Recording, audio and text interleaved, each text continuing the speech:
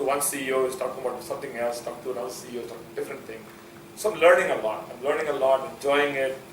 In the process, hopefully adding value, and we hope that some of these, if not all of these businesses, would eventually become very successful. These entrepreneurs will leave behind their own legacy, and they will continue, spawning their own network as we are trying to do right now. So I have a question here around Solmark, and I think I want to understand, is it a cause or an effect? The fact that two things that I have noticed about Solmark. One is that Solmark takes majority positions in the company it invests into. So it's not just some small stake or something like that, you're talking about majority positions.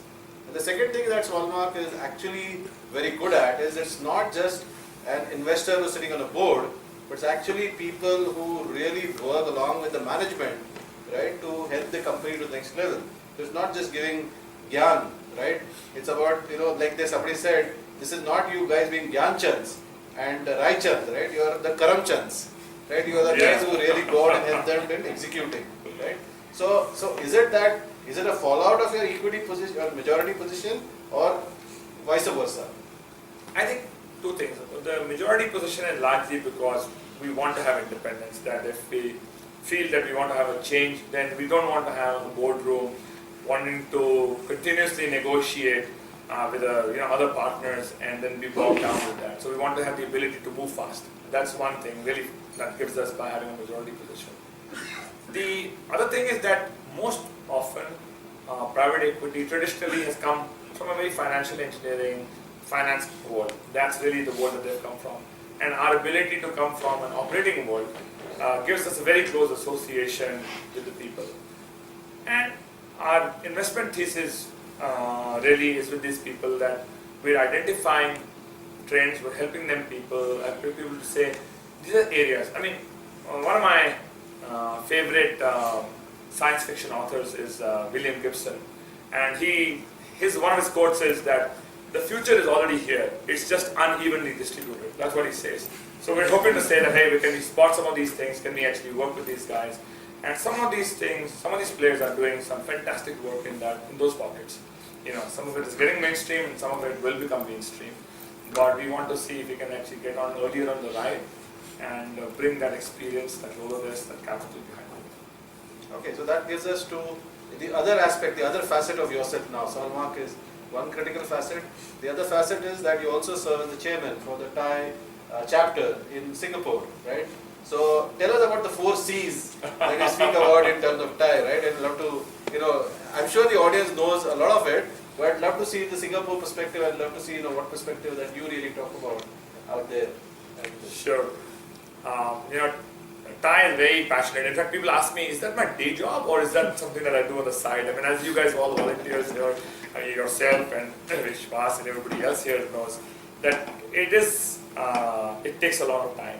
I'm very passionate about Thai. I've been a member of Thai since 1994. Thai started in 1992, and people like Kanwal Rekhi, Khosla, Desh Pandey, all these guys, had the fortune of being very closely associated with these guys. So, people ask, what is Thai? And I realized that when I went again back to business school, Kotler in marketing taught us 4 P's, and I thought, that's a good idea. So it's something easy to kind of crystallize and say. So I always say that this is my 4 C's in Singapore we talk about what Thai is. We say 1, capital. You need money to actually start the business, and so there are all these guys which are high net worth individuals who have done a lot of work and have built and amassed a lot of wealth, and therefore capital is easily available from the Thai members. So that's one thing. The second thing is connectivity. So wherever you start a business, your business may be local today, will become regional tomorrow, but definitely aspirationally you all want to become global.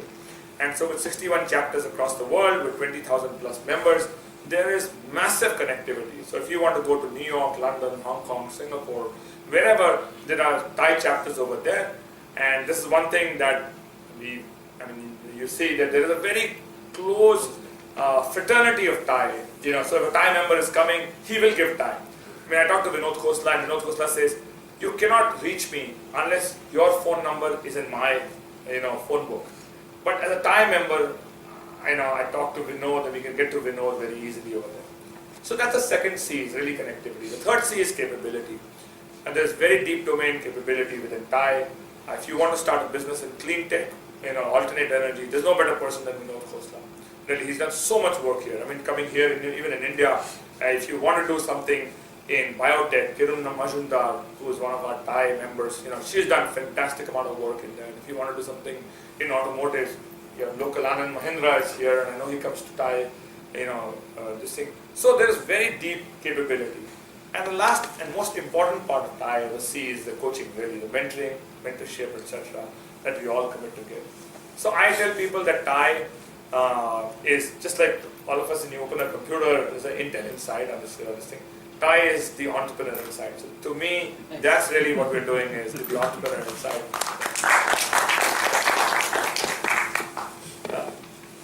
I hope one thing I would say, for many of you in the room who are not TIE members today, please become a member of TIE. Really, it's a great value. It's an excellent way to connect with not just your local chapters, but really the entire diaspora across the world, and to come to know. And I saw you guys have a fantastic roster of events over here. So it's, I would really urge all of you people here to become members of TIE. And as a TIE member, it's not just in Pune. If you go to Bombay, if you go to Delhi, if you go to Bangalore, if you go to Hyderabad, and you go overseas, people are available. I mean, I met Vishwas was visiting us 3 weeks ago, and that's how actually I'm here. Is he was in Singapore, he reached out, we got together, had lunch together, and I told him I'm coming for NASCOM. He said, want to come to Pune? I said, great, I'd be happy to do so. So you will build great friends, great networks that are good for your businesses, and great mentorship, frankly speaking. So tell us about if any of the companies here would like to come to Singapore or that part of the world, Asia Pacific, in terms of that. Is there anything that TIE Singapore is doing which they could come in to plug into, connect with? Is there something like that that you'd like to give a message to the people out here?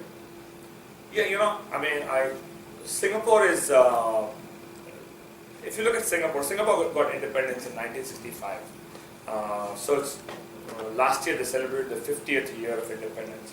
It is a marshy, swampy place where it got independence, and in 50 years they have transformed themselves to be, a first world country.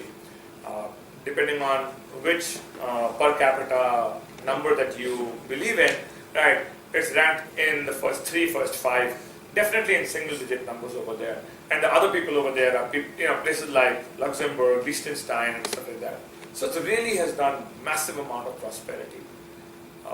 When people talk about capital, people talk about largely financial or human capital, but the biggest capital that Singapore has is one of governance and transparency. So the Singapore Inc. brand of the company, that is very, very valuable to anybody. And so what some of the Indian companies are doing is actually they're incorporating in Singapore. Singapore government is giving them a lot of aid, financial aid and help in growing. There are many kind of schemes that the Economic Development Board or SPRING or the Information Development Authority, etc. in Singapore is giving. So entrepreneurs today get a huge amount of financial investment. This summer we're taking actually 12 to 15 companies, Singaporean companies, to Taikon and Santa Clara. And it's being paid, 70% of that is being paid by the government of Singapore for these people to go there. So there is lots of those things that are available in Singapore. If any of you need any help, please reach out to Mandar and he can connect us, he'll connect you guys to us and we'll be more than happy to help you. So, I would love for any which way that we could help companies here come to Singapore, anything that they would like to do in Singapore, we'd be very glad to lend a helping hand. Thank you. I think this session has been illuminating in terms of, you described so many aspects which I'm sure people sitting out here would have picked up like gems, right, out of all the stuff. But before we wind up the session, what are the 3 or 4 top things that you want to tell the entrepreneurs sitting out here to focus upon, to keep the eye on the ball when they are really, growing the business? Because most of them are early stage entrepreneurs between concept stage, pre-revenue and early revenue. I think that would be the description that applies to most of them. So what would be your advice to them? What are the top things to keep in mind at this stage of the business that they're in? So this is not original words, but I subscribe to this philosophy, so I'm happy to say that. So Vinod,